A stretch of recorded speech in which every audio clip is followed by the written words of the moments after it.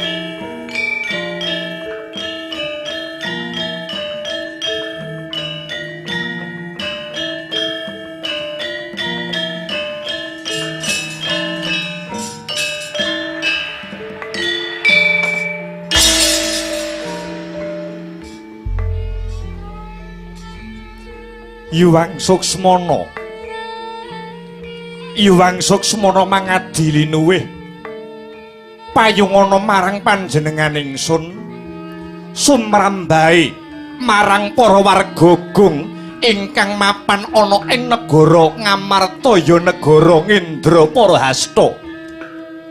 Duh Koko Prabu jimat pepundhen kula donya prapting delahan Koko Prabu. Saksampunipun asat punang riwe tumata ingkang huswa kang sarta lenggah ingkang kanthi satata kepareng ingkang rayi cumadong katerangan awit kula kinten boten wonten ingkang kula suwuni pirsa kejawi namung paduka Koko Prabu kekalih Koko Prabu Kresna dalasan Koko Prabu Baladewa ing nagari Mandura. Ya jagat Dewa Bathara ya jagat Pangestungkara. Nyayi, perkawis menapa ingkang andadosaken Daruna? Sumangga kula aturi paring dawuh. Prabu Kresna lan para Pandhawa menika ngibarat kreta jaran sakusire. Kreta jarane para Pandhawa kusire Ratu Dwarawati. Kanthi mekaten menawi wonten ruwet renteng ingkang dipun sandang kalian kadang para Pandhawa, sampun sawajibipun kula nderek angudari reruwet hamadangaken pepeteng Yayi Prabu. Lho nggih, sumangga kula aturi ambabar pangandikan Yayi. Ingkang raga ing Mandura nedya angangklungaken jangga haniringaken Karna Nenggara mentas sabda pangandikanipun Yayi Aji Puntadewa. Duh Koko Prabu, sak sampunipun para Pandhawa kasembadan mbabati Wanamarta ya alas mrentani. Satemah kasembadan para Pandhawa adeg praja, adeg negara ingkang winastan negari Ngamarta utawi negari Ngendraparahasta. Kula kaliyan kadang para Pandhawa sanesipun anggadhahi niat ingkang sarta karekat kepengin ngunjukaken rasa syukur dumateng Gusti ingkang murbeng dumadi. Inggih, lelajeng sabta ari kawuri kula nampi wangsit ingkang dumeling ing Karna. Wangsit ingkang kula tampi kala wau saking pukulun Bathara Indra. Inggih awit pukulun Bathara Indra ingkang yasa wujudipun bumi Wanamarta ya bumi mrentani menika. Ingkang sakmangke sampun binangun dening para Pandhawa ngantos dados kraton ingkang endah tur edipeni. Pukulun Bathara Indra paring dawuh, pukulun Bathara Indra paring katrangan minangka tandha syukur binanguning negari Ngendraprasta menika para Pandhawa dipun keparengaken ngawontenaken adicara upacara syukur kanthi srana kanthi marga. Para Pandhawa ngawontenaken upacara syukur ingkang sinebat sesaji Rajasuya. Duh Koko Prabu,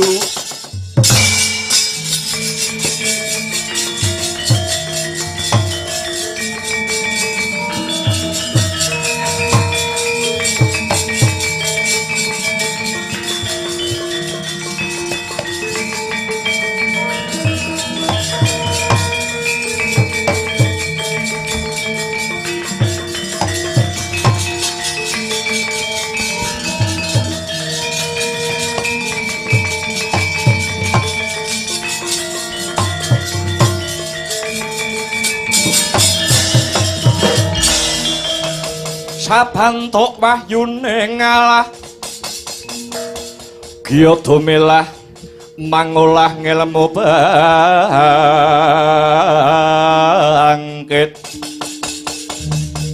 bangkit mikat arah mangukut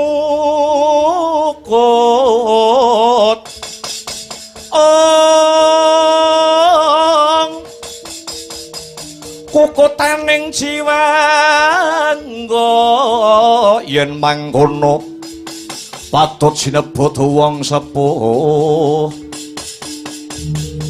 Lire sepuh sepi hawa awas ora ning atunggil.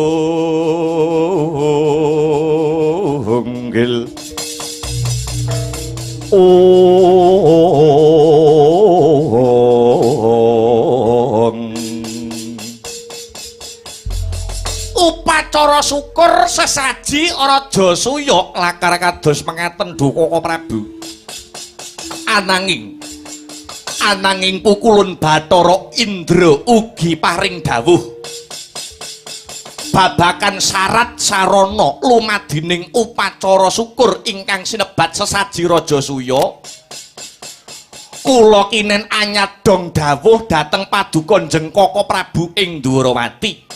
Pramila Duh Koko Prabu, kadosa pundi syarat sarana utawi pitukon ingkang kedah para Pandhawa tempuh murih kasembadaning adicara upacara syukur sesaji Rajasuya kala wau ingkang rayi ing Ngamarta kula pun Puntadewa arsa cumadong dawuh Njeng Koko Prabu. Mekaten Yayi, selaras kalian paduka Yayi ing Ngamarta Yai Prabu Puntadewa sak Pandhawane ingkang kepengin ngadani upacara syukur ingkang winastan sesaji Rajasuya kala mau. Pranyata menika gegayuhan ingkang sae, pranyata menika gegayuhan ingkang luhur. Lah ewadene syarat sarana kagem mujuti lumadining sesaji Rajasuya kala mau cacahipun wonten telung perkawis. syarat 3 kala wau kedah dipun sembadani kalian Yayi Aji ing Amarta sak kadang para Pandhawane ingkang angka setunggal. Syarat ingkang angka setunggal nuwun inggih menika kedah dipun rawuhi. Kedah dipun rawuhi Brahmana cacah 7 ingkang gentur tapane manteng semedine cinaket klawan dewane. Menika syarat ingkang angka setunggal ingkang kedah tinempuh. Lah ewa dene syarat ingkang angka kalih kedah dipun rawuhi ratu saking 100 negari ingkang kanthi lila legawa gambira marwata suta suta jroning nala minangkani undanganipun Yayi Prabu ing Amarta ingkang mawi boten sarana kepeksa.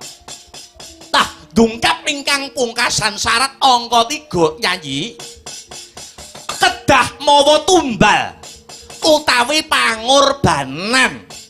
Nuwun inggih menika wujudipun Ratu Angkara Murka. Maknanipun Yayi Prabu Puntadewa dalasan para Pandhawa kedah mejahi kudu mateni ratu ingkang dados sukertaning jagat.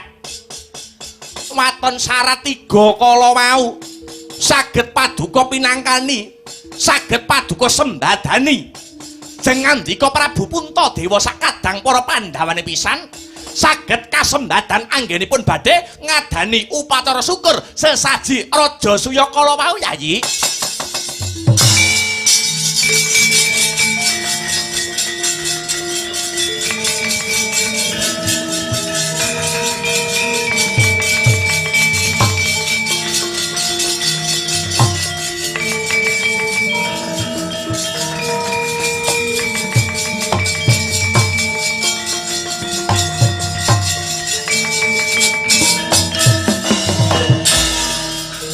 Unta-unta maneng katong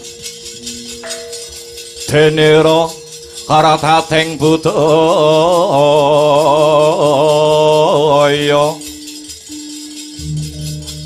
ngenaki yasing dase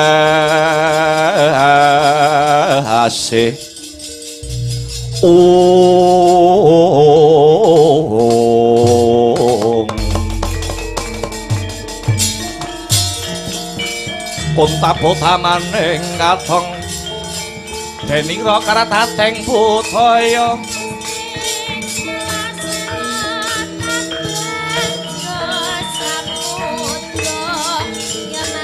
denira karatating budaya ngenaki yasing dase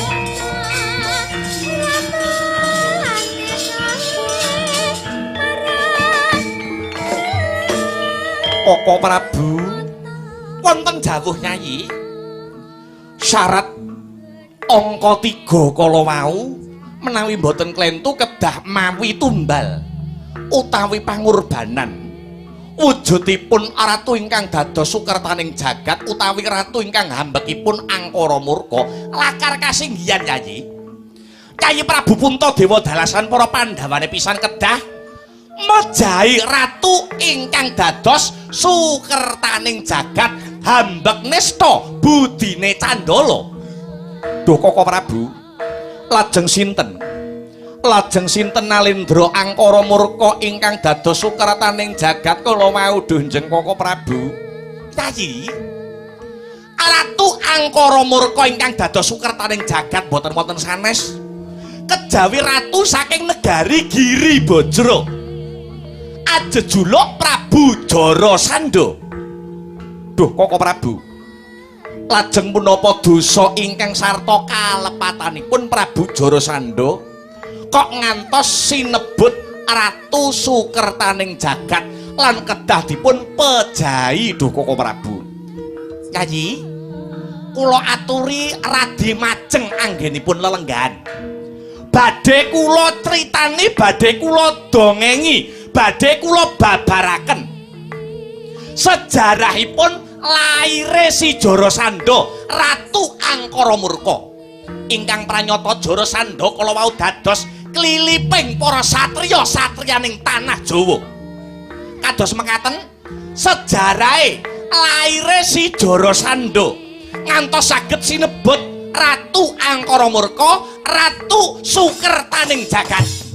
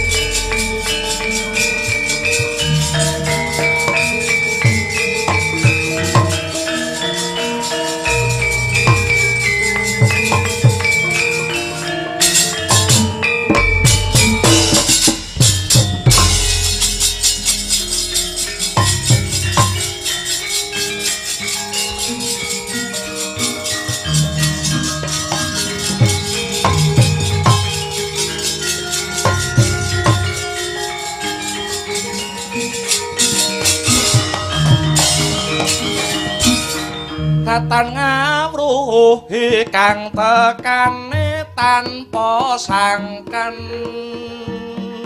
sang reja mantan bandari saraswati sayati handayani makari sabya budaya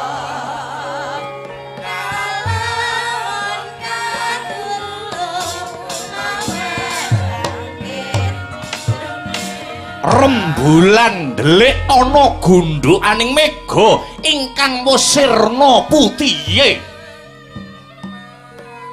ketingal peteng dedet lelimengan madyaning wanagong parandene ana titah kang manjing ana telenging wana mahas ing asamun semedi maladi hening nenggih menika ta warnane Nalendra ing nagari Magoda aja juluk Sang Nata Prabu Briyudrata ana wong sungkawa sajroning penggalih sungkawaning penggalih labet sawetawis dangu denira Anggarwa ingkang garwa nenggih Dyah Ayu Retnadi lan Dyah Ayu Retnadati parandene dereng kepareng pinaringan momongan pramila ing cipta meminta mringsi ing Bathara supados pinaringan turasing turun kinarya hanglajengaken sejarah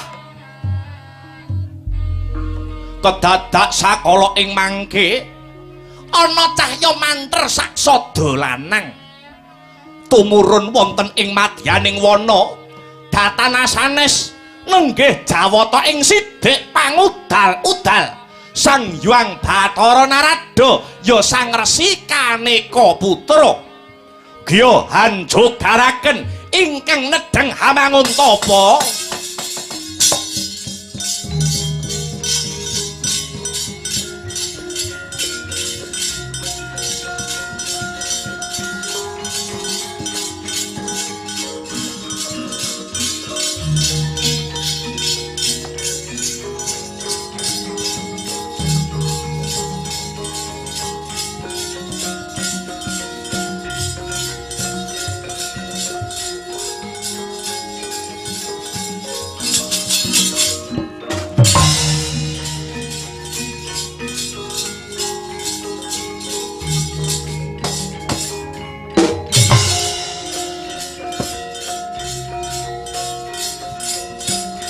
Priyudrata jogar Priyudrata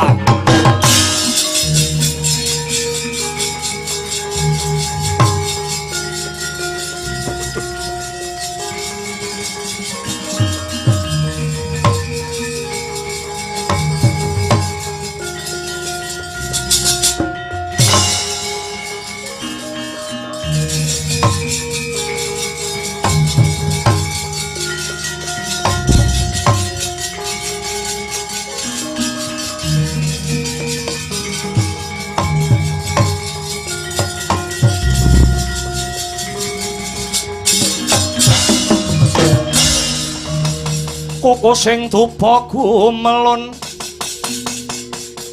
kening kentiasa ngabeke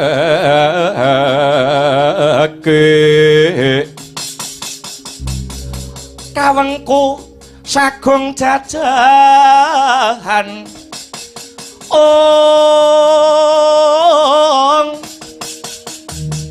nanging sanget hangiki pisang Resi Kaneka Putra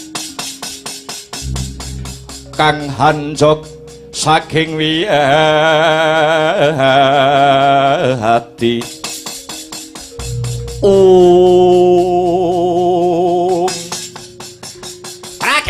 pragenjang pak pong buk bolong kali codengetan iline aja kaget yo ngger haywa kagiat yo kulup ulun kang tumedhak mring Madyapada mrepeki unggianing Bryudrata ingkang nedheng Amangantapa.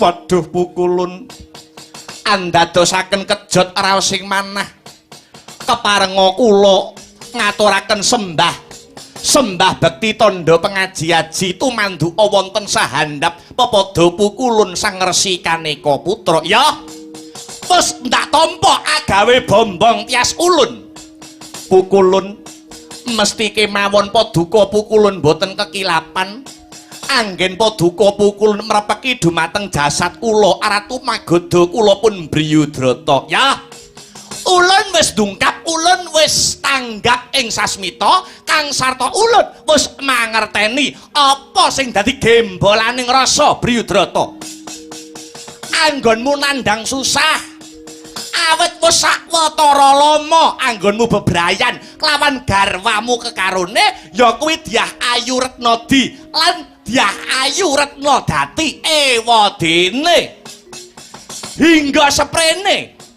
hingga seprene durung pinaringan wujute momongan kuwi kang andadekake jeneng kita Bryudrata manjing sajroning alas anglakoni tarak brata rak ngono ta Bryudrata lho nggih lakar kados mekaten dhuh pukulun Bryudrata wonten dawuh saka wantring tapa bratamu Hyang Pramesti guru nuding marang panjenengan ulun supaya mrepeki marang jeneng kita kula Bryudrata nalendra ing negara Magadha mangerti ya jeneng kita ing Ripalungguhan iki pinaringan kanugrahan wujute dedaharaning para dewa ingkang winastan pelem pertangga jiwa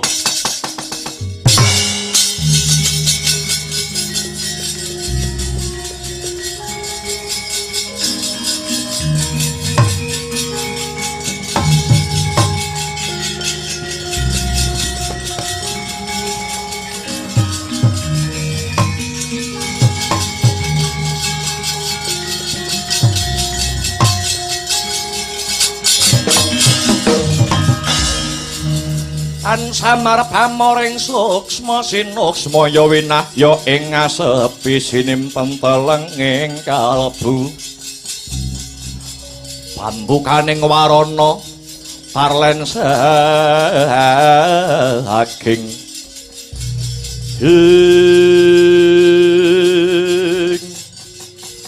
dedaharaning para jawata sinebat pelem pertangga jiwa pancen kapranyata lajeng gandeng ceneng utawi sambung arapetipun menapa pelem pertangga jiwa kala wau kalian kula ingkang dereng gadah momongan duh pukulun Britrata kula wonten dawuh pelem pertangga jiwa ingkang minangka dadi dedaharaning para dewa iki gawanen kondur ana ing negaramu negara Magadha. Sakwise mangkono garwa kita kekarone kinendahar wujude dedaharaning para dewa ingkang winastan pelem pertangga jiwa iki mau. Kanthi cara mangkene muga-muga ingkang dadi sediamu bakale kasembadan garwamu kekarone bakale nggarbini. Waduh ngaturaken panuwun ingkang tanpa pepindhan dene paduka Pukulun Narada sampun ngudaneni menapa ingkang dados panyuwun kula ya mara gage tampan ana wujuding pelem pertangga jiwa iki aja suwe-suwe anggonmu malah diening bali ana negaramu Magadha selak dadi panganti-antining garwamu kekarone mangestokaken dawuh kepareng hamba nyuwun pamit duh Pukulun ya duga-duga kinawa ati-ati aja nganti keri Britrata.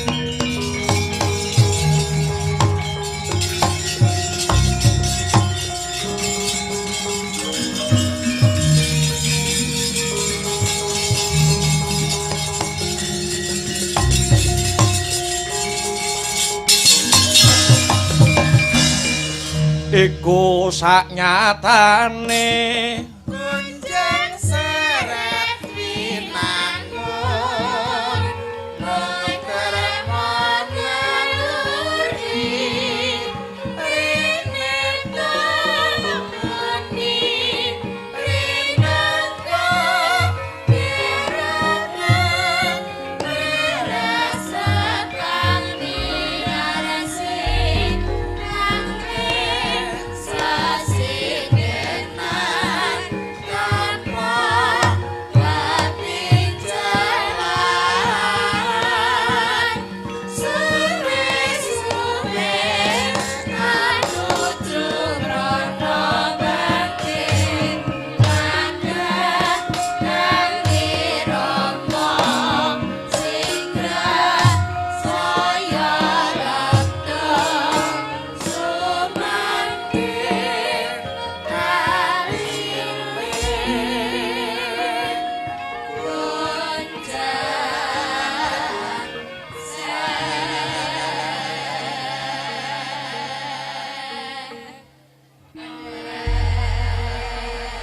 Hanjarah kang puspita harum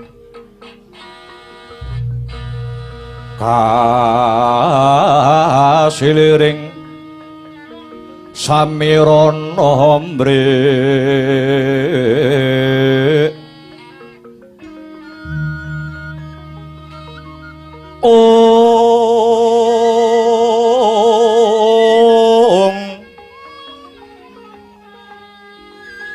Sekar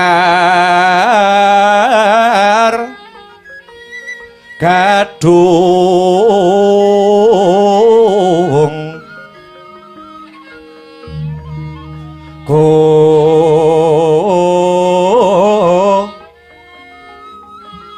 ngas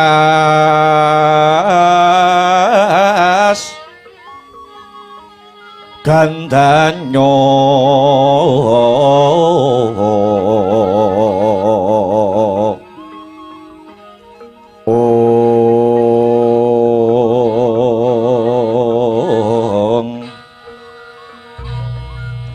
maweh raras renaning driya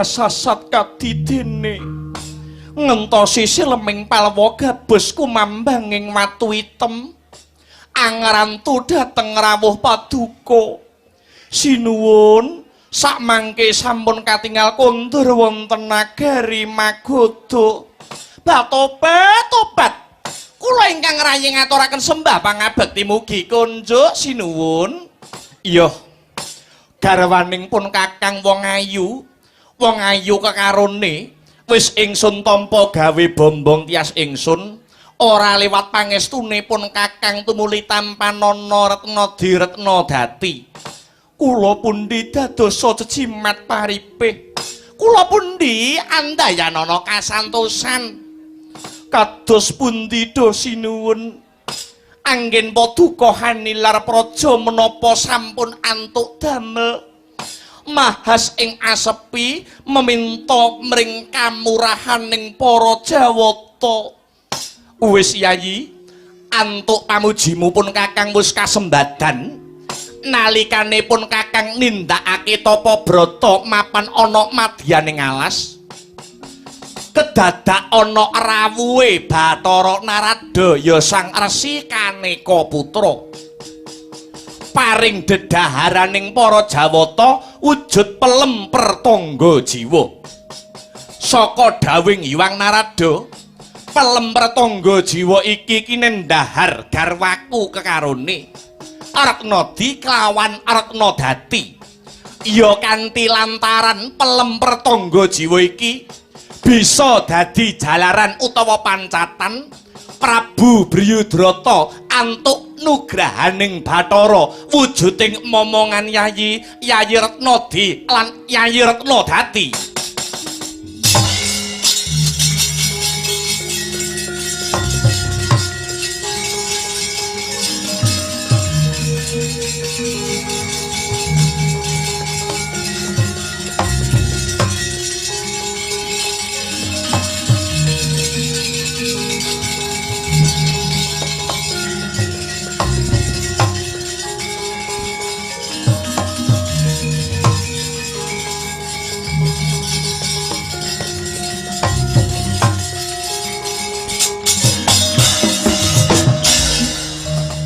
Pelmaroreh mangasa ngambreng kadikaronaning kaswasih ring marga Hemalatkum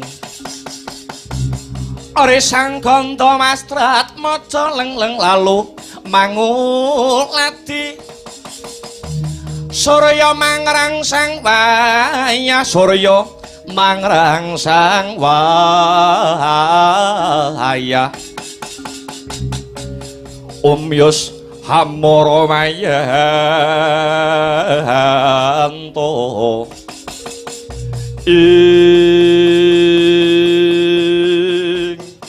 ya jagat dewa Bathara ya jagat pramodita menawi makaten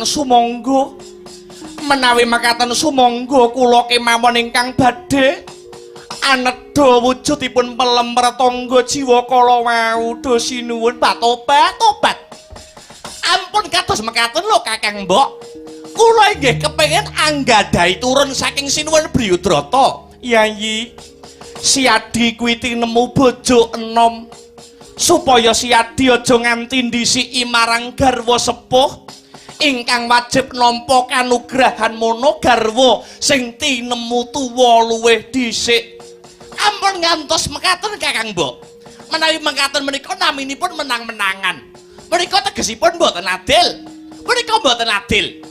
Nadyan paduka menika garwa sepuh adat lupiya garwa ingkang sampun sepuh menika menawi nglairaken malah mbebayani. Kula kemawon sinuwun, ora aku wae. Kula kemawon, aku wae kowe sing enom sing ngalah. Wis aja padha rebutan ya wong ayu. Sayektine sliramu kabeh kuwi garwaku sing padha-padha ndak tresnani. Mula pelempertangga jiwa iki prayoga paronen kanggo sliramu kekarone. Yen wis kok paro, yen wis kok sigar pelemau enggal daharen. Yen sliramu sekarone padha-padha ngarbinine, tak kira iki mengko bakale luwih prayoga nini menawi makaten dosi nuwun. Kadereng raos kula tan bangkit pinambeng. Daya-daya badhe kula tedha wujudipun pelempertangga jiwa tobat. Kula aturi maringaken pelempertangga jiwa kala wau dosi nuwun nyoh maragage tampanana wujuding pelem pratangga jiwa iki nini.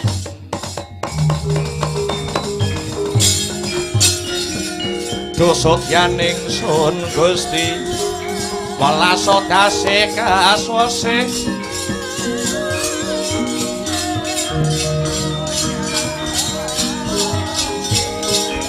margiya lara asmara arang-urang ugong mangarang diah paringa usada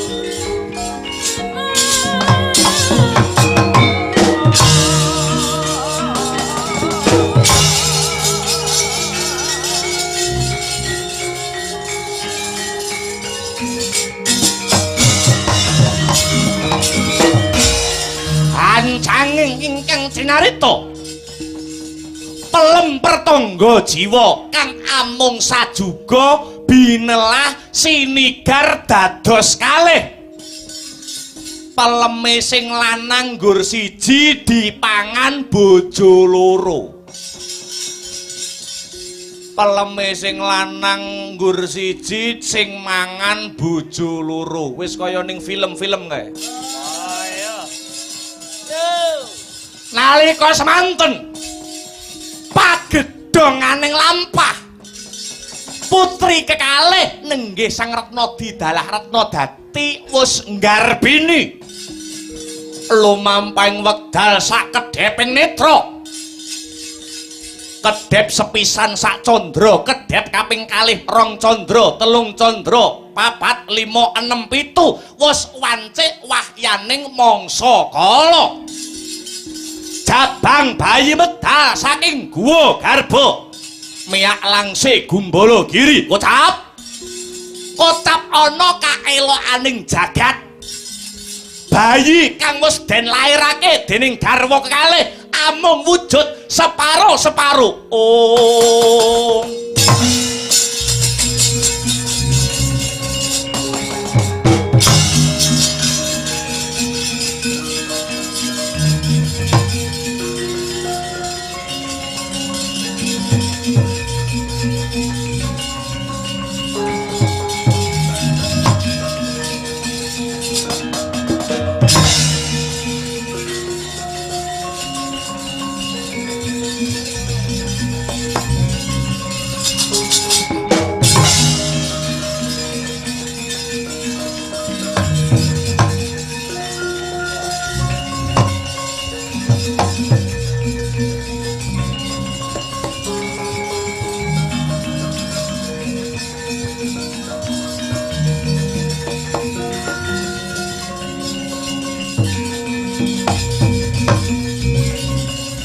Waduh.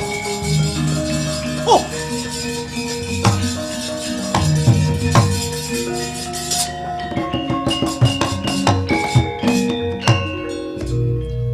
Sinuwun ngaturaken sewu kalepatanipun ingkang rayi tadah wadana. Tobat sinuwun. Teka kedah kados mekaten lelampahanipun. Kenging menapa lairipun jabang bayi mboten jamakipun manungsa limrah. Wujudipun namung sepalih mekaten sinuwun. Oh, dewa. Kula nyuwun pengayoman. Teka kados mekaten lelampahanipun ingkang kedah kula sandhang. Lelakon iki mesti bakal jejereng wirang marang asmane Prabu Briyudrata. Ing ngatasé aku iki Nalendra Gong Binetara ning nyatane panjenengan ingsun duwe putra wae kok wujute mung separo-separo. Yayi, yen to nganti laire putraku iki kawanguran dening kawula akeh, kawanguran dening para sentana negara Magadha, ora wuru ngomong bakal ngorek-orek pasuryane wong tuwa kang ora bakal bisa dibusek selawase ngurip. Tobat. Lajeng kersanipun kados pundi sinuwun? Mumpung durung ana sing ngerti kahanane Atmajaku. Mundhak bebangrasmaning Prabu Briyudrata kene anakmu tak buange ana sajroning alas. Duh sinuwun, menapa paduka badhe kami tegan dhateng putra paduka piyambak ikhlas naya Yayi. Atmajaku kang wujud ora wantah janma manungsa iki mung bakal ndedoyong kanarendraning pun kakang. Tobat. Nanging punika putra paduka do sinuwun ora sah ndadakaken gunem kang tanpa guna. Mara gage wenehno aku tak buange ana alas. Ora sudi aku duwe anak sing kaya mangkono. Tak buang ana tengah alas supaya tetep arum sing dadi asmane Ratu Magadha.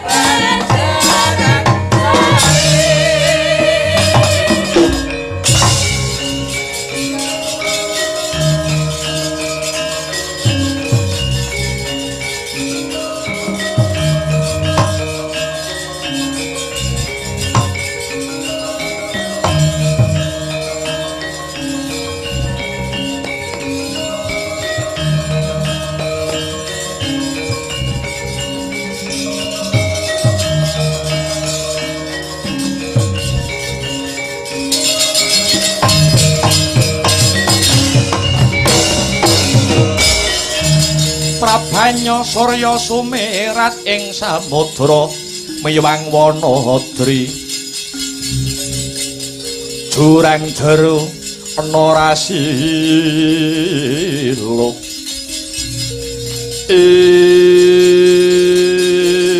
iku anakku senadyan kowe ora wujud manungsa lumrah nanging sejati atiku banget ora negakake kowe mapan ana ing tengahing alas kene nanging iki mujudake siji-sijining srana supaya ora kawanguran dening kawulaku ing negara Magadha yen pancen iki mengko kowe dikodratake uripa nanging aja nganti ngerti marang wong tuamu mundak ngorek-orek marang pasuryane wong tuwa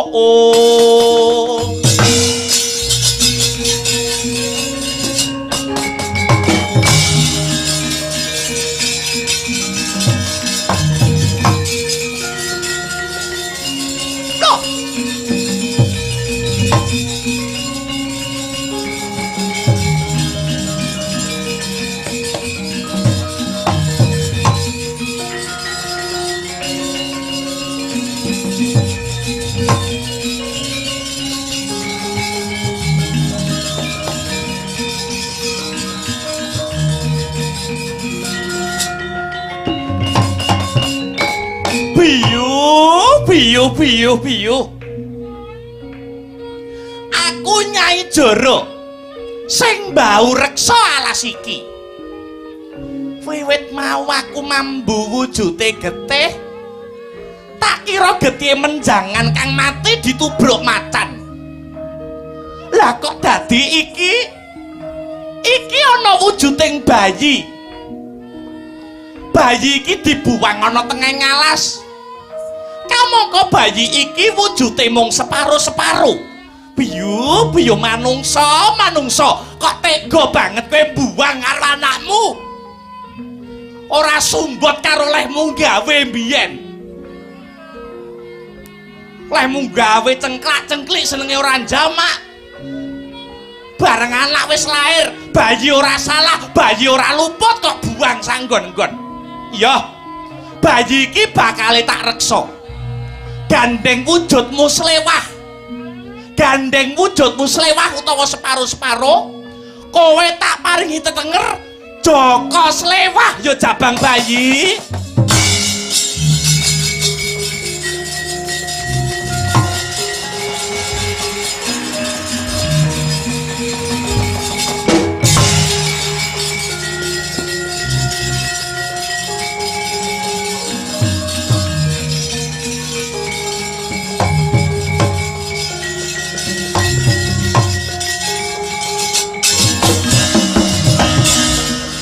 Joko slewah sing dadi tetengermu aku Nyai Jara sing bakal ngrumat kowe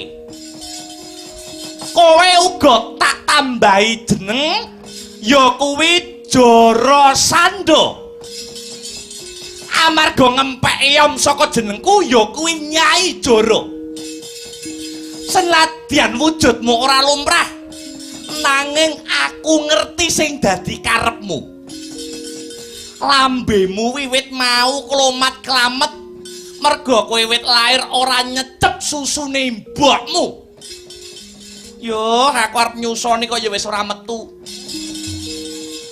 pendel kuwi malah mambu mbako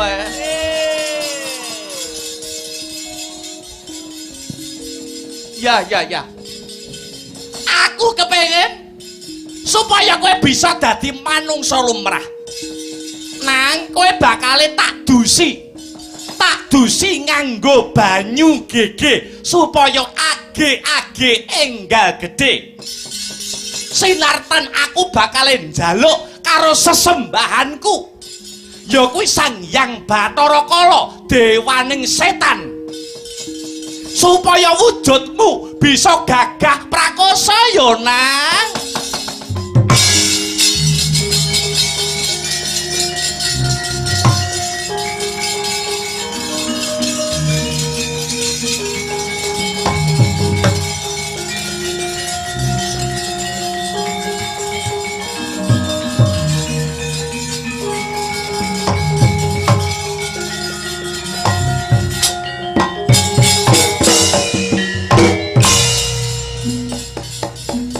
banyu gege nuwuhaken ing bebayu kasiram ing jabang bayi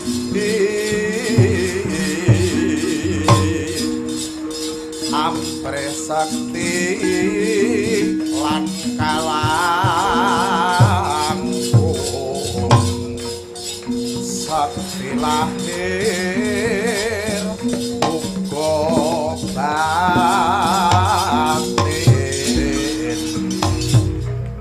kancare sang dara sandha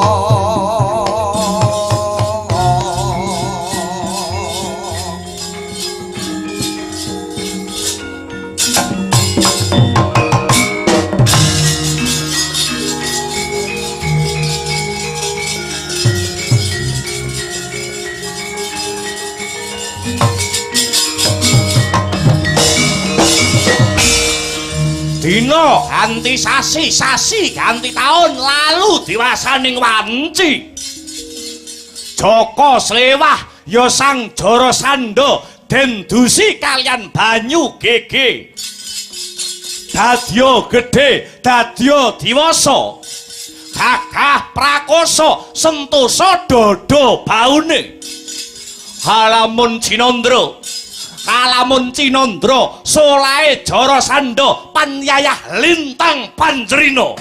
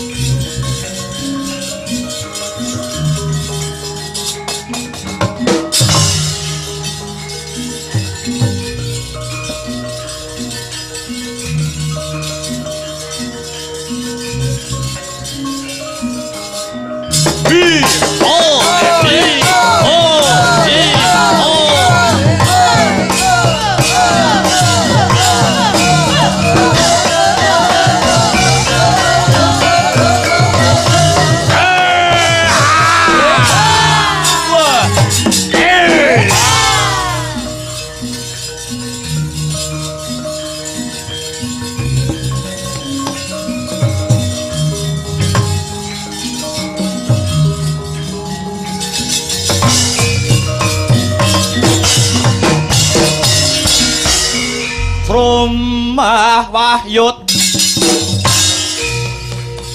Coro sandop Kura rupa Mangasas kati angin Pangsam palka prapal Selo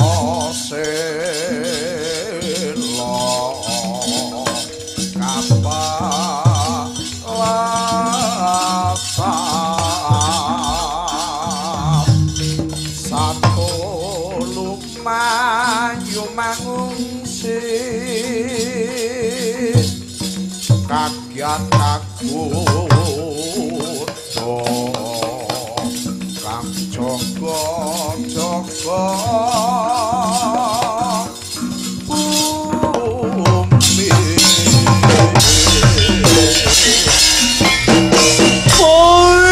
Dalah Arja mandik sejatining alam ingkang tinudenging jagat Biyung anapa ngger Jara Sandha miturut kandhane Biyung Jara Sandha ya Jaka Slewah iki mung anakmu pupon mung anakmu angkat lah banjur wong tuaku sing sejati sapa Biyung blakakno Jara Sandha piye mangerti yo kowe kuwi sejatine dudu putraku nanging kowe kuwi putrane Nalendra saka negara Magadha jejuluke Prabu Briyudrata Prabu Briyudrata iya lho Layan pancene kaya mangkono tegese aku iki anake ratu. Iya, kowe kuwi putrane Nalendra.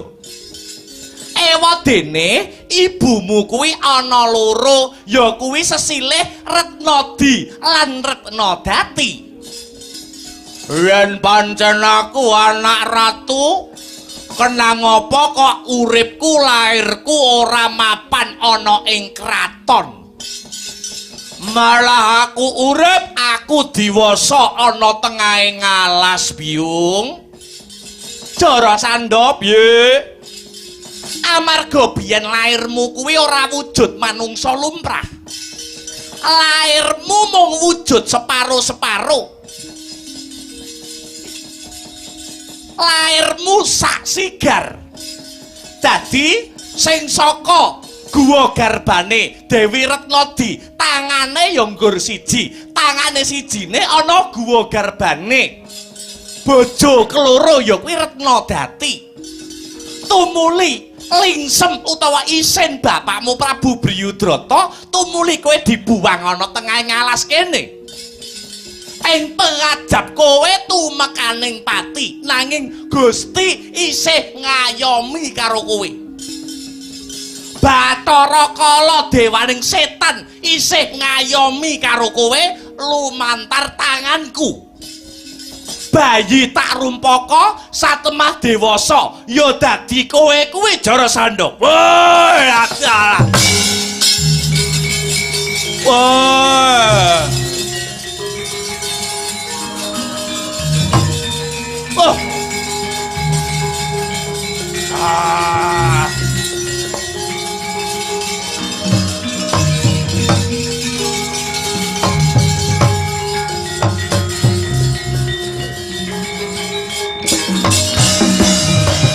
Rudha montap lerekina tabdu koyaya sinipi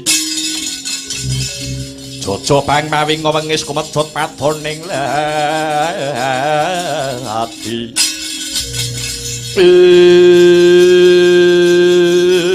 yang satelek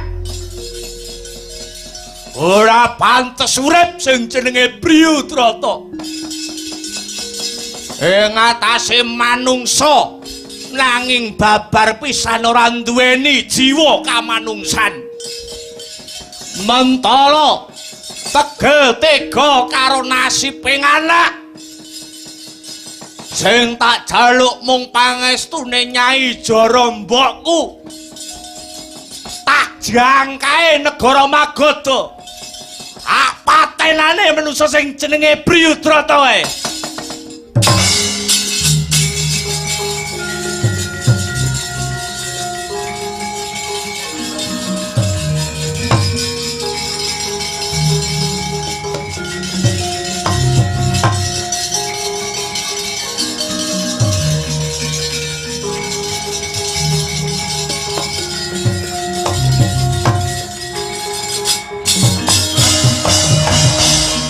dadi dina iki kowe Jarasandha bakal lumarep ana negara Magoda Bryudrata arep mbok pateni pancen bener mbok pancen kudu kaya mangkono nanging aku mitungkas nanging mbokmu Nyai Jara paring piweling karo kowe Jarasandha simbok arep meling apa karo aku sakwuse Ratu Magoda Bryudrata wis mbok pateni ora wurunga iki mengko sing bakal dadi ratu kowe sing bakal dadi ratu ana negara Magoda kowe mbokmu Nyai Jara meling dina iki ana ing negara Magoda kuwi wis kondang kaonang-onang kajuwara saindenging jagat raya negara sing tansah ngugemi ing reh kapercayan lan kapitayan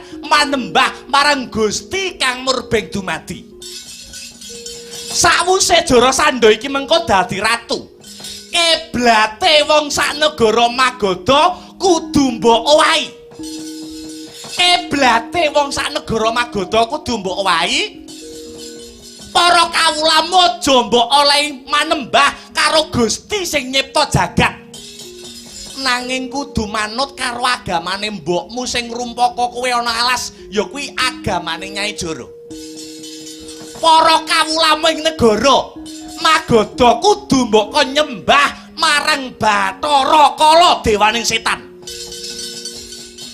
ngrestokake dawuh mbok yen wis kabeh mbok nyembah kelawan Bathara Kala supaya anggonmu dadi ratu bisa langgeng supaya anggonmu dadi ratu bisa awet bisa kuncara saindenging jagat raya paribasan Anyakrawati Ambau Denda ana paribasan Jer Basuki mawa beya kelakone Panjangga kudu mawa pangorbanan kudu ana tumbal kinarya adeking ratu apa sing dadi tumbale mbok kowe kudu nganakake upacara syukur sing jenenge upacara syukur sesaji ludra sesaji ludra iki syarat-syaratane utawa pitukane kudu nyembelih ratu cacah 100 negara nyembelih ratu 100 negara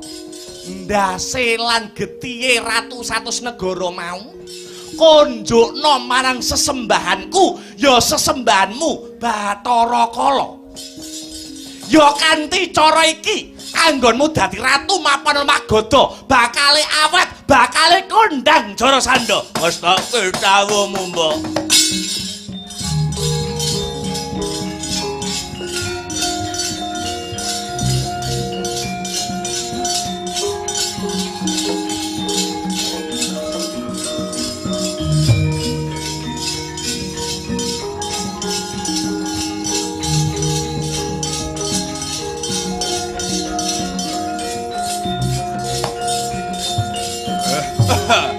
Nyuwun pangestu.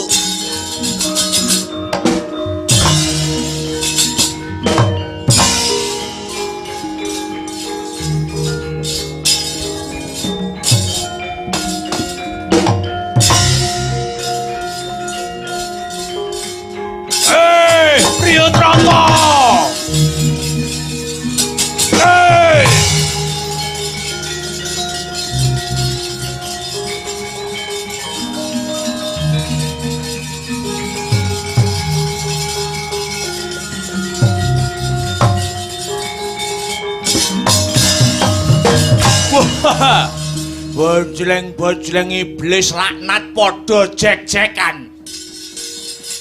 Aku wis tekan ana ing negara Magoda. Ana pawongan sing ngendhek sing dadi lakuku. Sapa kowe? Aku Warangka pepatih mapan ana ing negara Magoda. Jenengku Patih Tameng Yuda. Patih Tameng Yuda pancen bener. Dampyak-dampyak ninggal tata krama, ninggal Subasita kang sarta yuda negara. Sapa sing mbok goleki? Dudu kuwi sing tak goleki. Aku goleki Ratu Magoda, sesembahanmu Briyudrata kandhene.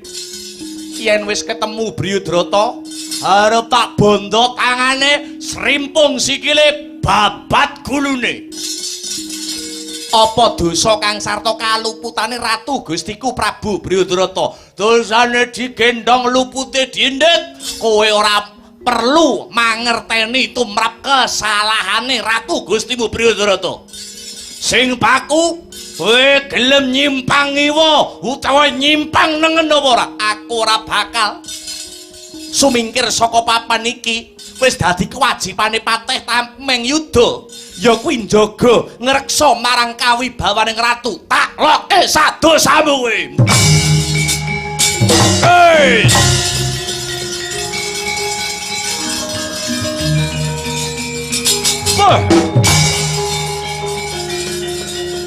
Ayo. Ayo sing seru. Yo! Ah! Ya! Wah! No! Ah!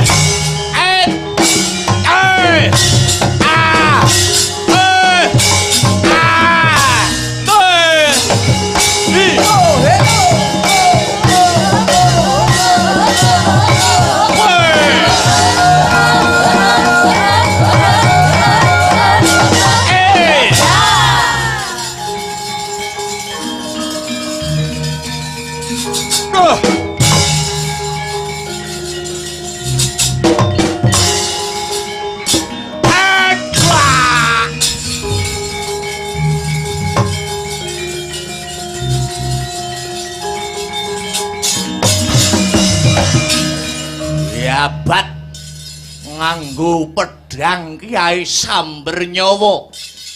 Uncat nyawamu Tameng Yuda. Ndi Briyudrata?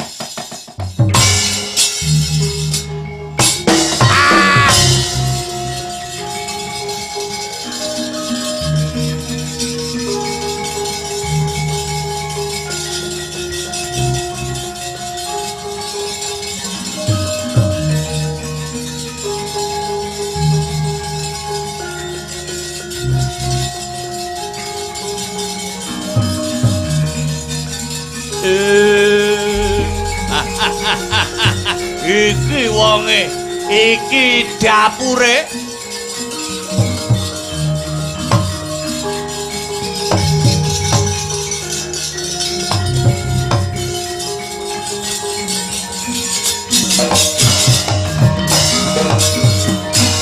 Yaksa Gora upane sedeng alendra. Yaksa alaku ingkang malawalaya ingkang ngusik to ngusik. Iki sapa iki? Wanuh-waning ngrusak kayuwanan katentreman ana negaraku, negara Magoda kene. Jenengku Jara Sanda. Mestine kowe ora lali, mestine kowe ora pikun. Biyen kowe nate mbuwang jabang bayi kang wujude mung separo-separo. Anakmu sing mbok buang saiki wis dewasa. Jenenge Jara Sanda. Ya aku iki. Ayo, arep apa kowe? Oh. Betul. Betul Jara Sanda anakku.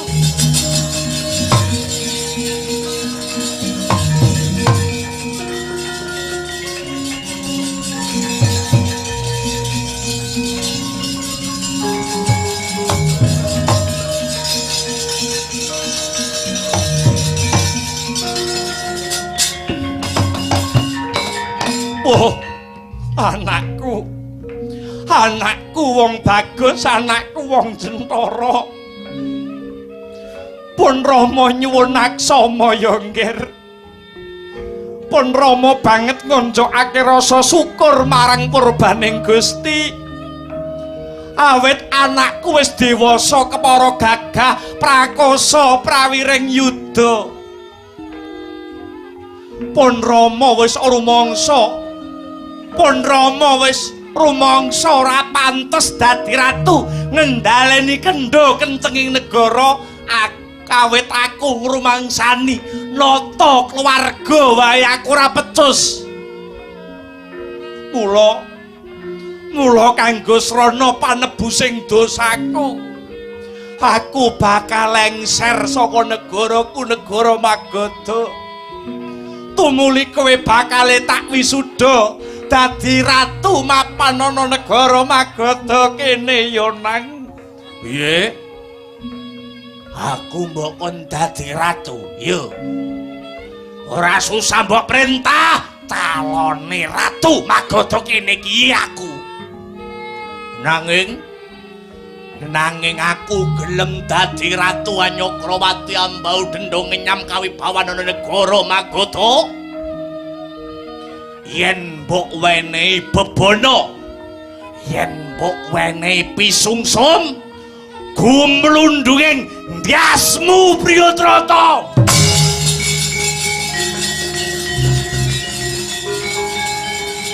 Hey!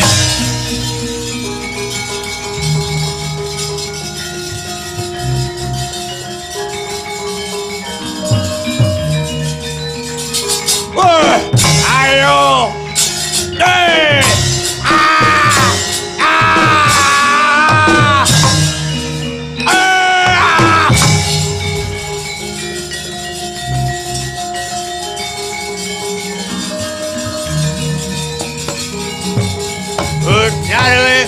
Ujar apa bajingan gue?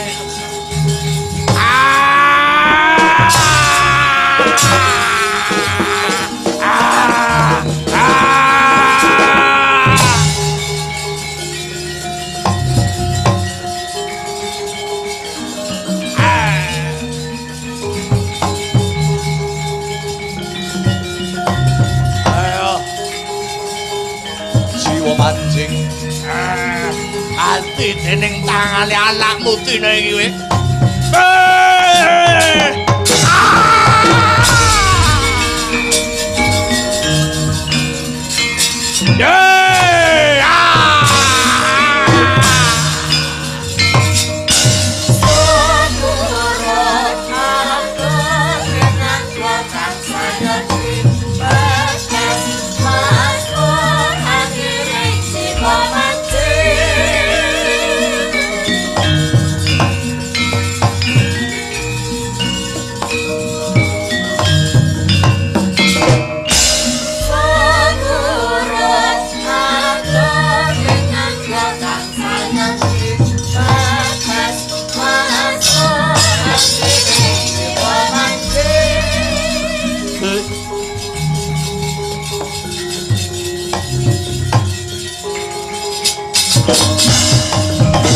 Modiar kowe wong tuwa ora urus. Tak beset kulitmu dadi sewalang-walang kowe.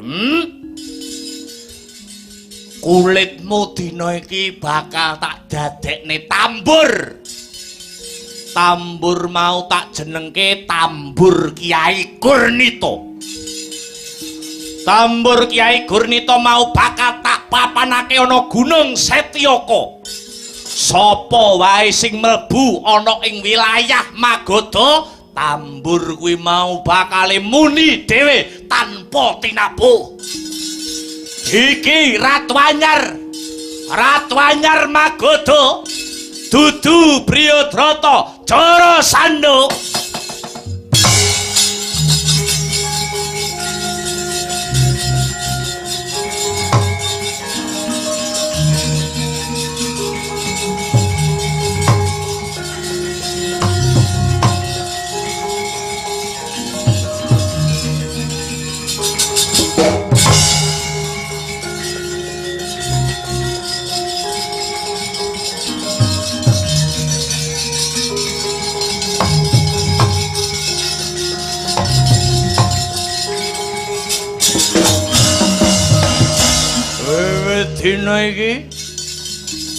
wiwit dina iki negara kene bakal tak salini jenenge.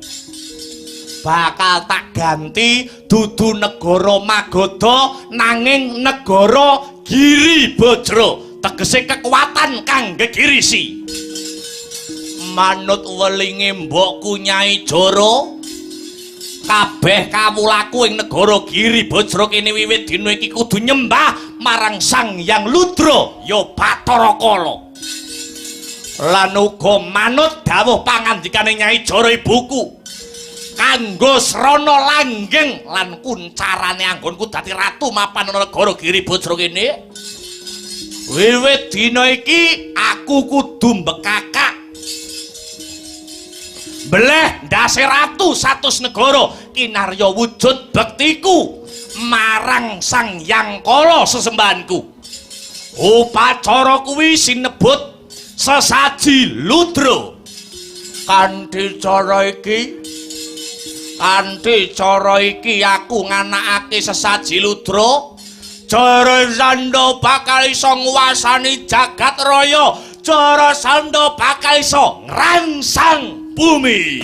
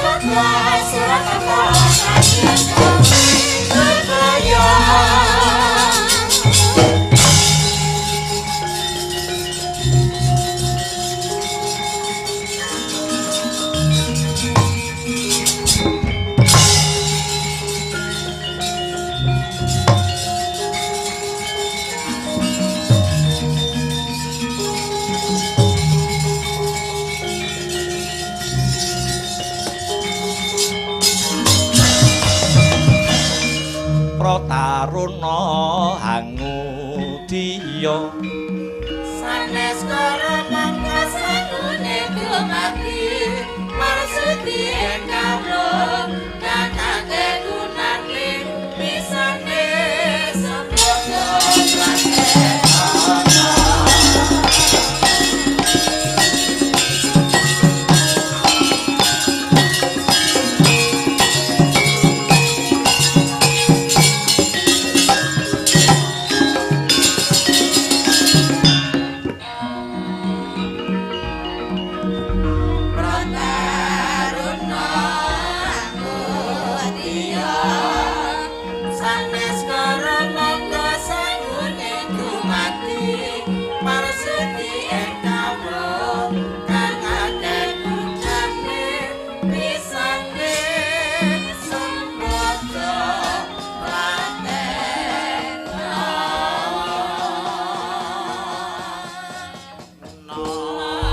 dados mekaten larah-larahipun critanipun laire Jarasandha Yayi.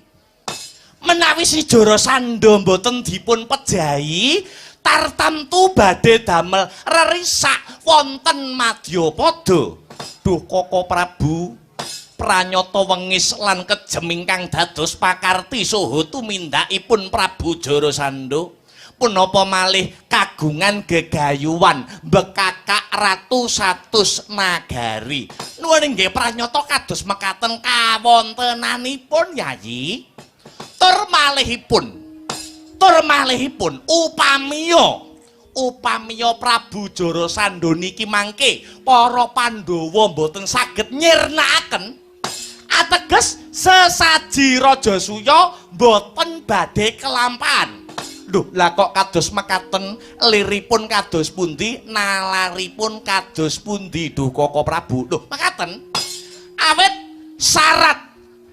syarat ingkang angka kalih lumadining sesaji Rajasuya upacara syukur sesaji Raja Suya kedah dipun rawuhi ratu saking 100 negari. Kedah dipun rawuhi ratu 100 negari. Tuh, piye carane, piye cacakane ratu 100 negari kala wau saged rawuh wonten negari Ngamarta nyekseni upacara syukur sesaji Raja Suya menawi Jarasandha taksih meger-meger urip krana Jarasandha ora wurunga ratu 100 negara kala wau badhe dipun sembelih malah kepara ndadosaken kawuningan ing ripalenggan samangke Prabu Jarasandha ingkang anggadhahi gegayuhan kepengin ngrangket ratu 100 negari punika sampun sembodo Prabu Jarasandha nyepeng utawi ngrangket ratu cacah 97 negari tegese kurang telu ingkang mapan wonten ing pakunjaran negari Giribajra. Duh mekaten Koko Prabu nuwun nggih alakar kasinggihan kalebet paman ing negari Pancalaradya Paman Drupada kang sarta Eyang Wirata Eyang Mangsahpati ugi sampun mlebet wonten pakunjaran.